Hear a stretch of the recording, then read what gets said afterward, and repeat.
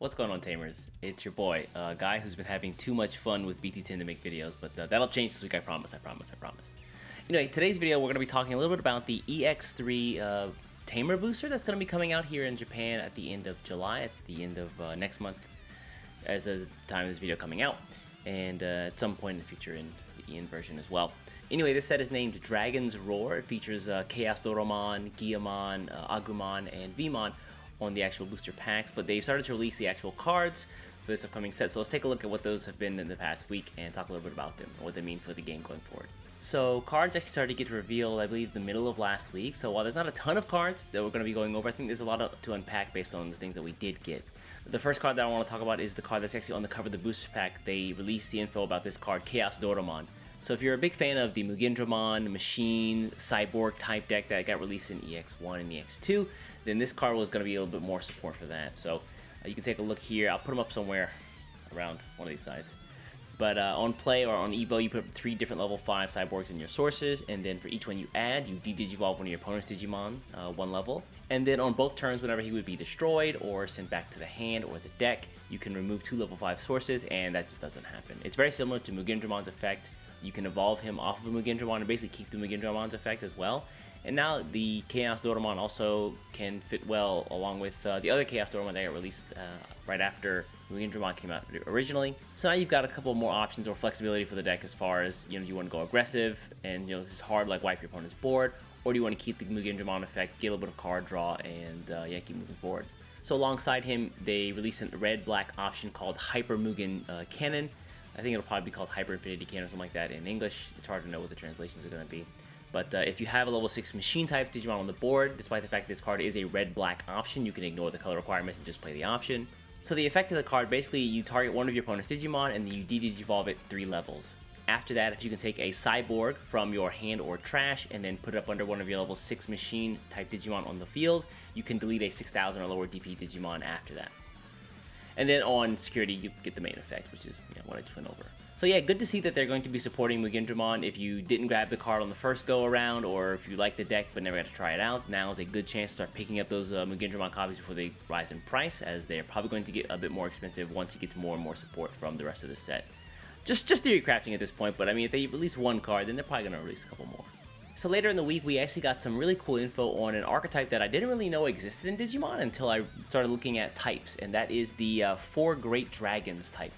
So there's a ton of cards, the Shenlongmon that came out, the Blue Thunder option card that came out alongside with it, Megidorumon also got released, as well as the Megidoruflame. We'll go over each one of those. But they all revolve around the 4 Great Dragons archetype, and before we get into those cards, if you're unfamiliar with the 4 Great Dragons archetype like I was when I first started looking at this, it's actually 4 Digimon that have already been released in the game. The first is Holy Doraman, or Holy Dramon.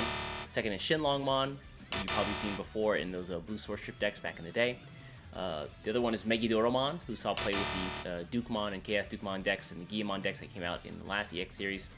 As well as the Goddramon, who really hasn't got a bunch of support. I think he got one version of Goddramon released back in BT2 or BT3. I'll put the card up somewhere so you can see what I'm talking about, but it's super just off to the side. You probably didn't pay much attention to it when it came out like I did.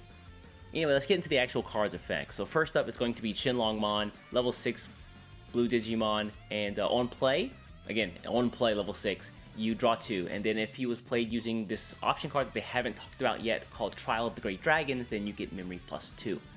And then on delete, if you don't have a Trial of the Great Dragons in play, you can play one from your hand. Again, we don't know what this option card does. They've alluded to it in pretty much all of these cards I'm about to go over, so we'll have to wait to see what that is at a later date. And then alongside Shenlongmon, we got the 4-cost blue option card called Blue Thunder, which allows you to target one of your opponent's Digimon and then source strip it 4, which essentially just wipes out a Digimon sources entirely. And then after that, really cool, all of your opponent's Digimon who don't have a source cannot attack. They can still block, but they still cannot attack. And for a 4-cost option, that's pretty good. To go alongside Shenlongmon, we also got the Megidorumon reveal later in the week. As always, he counts as a Chaos Dukemon while he's on the board or in hand. And then on play, again, another on play effect for a level 6 Digimon here. So this Trial of the Great Dragons is likely going to be a card that's going to reduce play costs. You can delete a level 5 opponent's Digimon. And then if this card was played but using the effect of Trial of the 4 Great Dragons, again, option card we haven't seen yet, you can increase the level by 1, meaning you can delete a Digimon of level 6 or lower. And then on delete, the Megiduramon says that if you have no Trial of the Four Great Dragons in play, you can place one into play from your hand. Again, it seems like the engine is like to get as many of these out as possible and use their effects to maybe reduce the cost of these really thick level 6 Dragon Digimon. And then alongside Megidorumon, we also got the purple option card Megidoro Flame, which allows you to delete a level 4 opponent's Digimon or lower. However, if you decide to delete one of your own Digimon to pay the cost alongside this card, instead of level 4, you can actually delete a level 6 Digimon instead.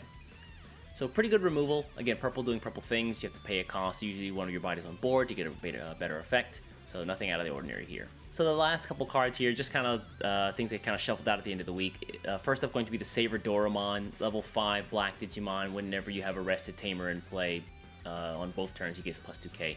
We've seen Justimon get a lot of support. The deck still kind of fails to really top in a lot of cases. It's fun if you want to give it a try. I tried it myself. It's not going to be like a tier 1 deck, or a top tier deck. But it still is pretty interesting. It's cool that they're still supporting it. Additionally, we saw the purple-green cards, X-Tyrannomon and Dark Tyrannomon come out here. X-Tyrannomon level 5, he's a blocker, but if he has no sources up under him, he cannot attack or block, which means he's very susceptible to blue.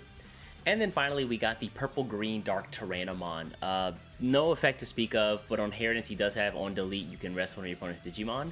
Keep in mind, Dark Tyrannomon did get a little bit of support, I believe in BT9. The deck really didn't see a bunch of play, but the red-green archetype was definitely there. There's a bunch of Tyrannomons between red, between green. The purple edition here is interesting, but we really haven't gotten like the big push that deck needs to like become like a serious competitor among some of the top tier decks in the game right now. And so that's gonna be it for this week on the reveals for EX3. Again, I'll do another one next week to get this full week set of cards, so we'll have more to talk about. I really want to know more about the Trial of the Four Great Dragons. That sounds like a really interesting premise. So yeah, the game I think has recently been focused a lot on, taking a level 3 Digimon and building it up to a level 6 or level 7 with really powerful effects and tons of inheritance effects to go along with that. But it really would be nice for us to have a short, respite and return to those mega focused decks where you have like a bunch of level 6s and you pay an initial big cost, but then you get like these crazy effects afterward. I think Trial of the Dragons tries to accomplish that, as well as, Megidorumon seeing support again. That'll be fun. So yeah, it really keeps the game fresh, interesting, and turns matches on their head, because you have to think in a different way than you normally do about, how memory works and how much you're going to give your opponent and what that means as far as like the strategy for the game is concerned. Anyway, folks, that's going to be it for this one. I just wanted to go over some of the cards that got revealed for EX3 last week. I'll be doing a similar video next week to talk about the cards that were revealed during this current week, and we'll do that until the set actually comes out, just to build a little bit more hype for it. And look forward to some actual deck profiles coming for BT10. I've been having so much fun just trying out all the new stuff here that it's been hard to find the time to make videos, but don't worry, that'll come to an end soon. Anyway, Tamers, I'm going to get out of here. You guys be good. I'll catch you in the next one. Bye-bye.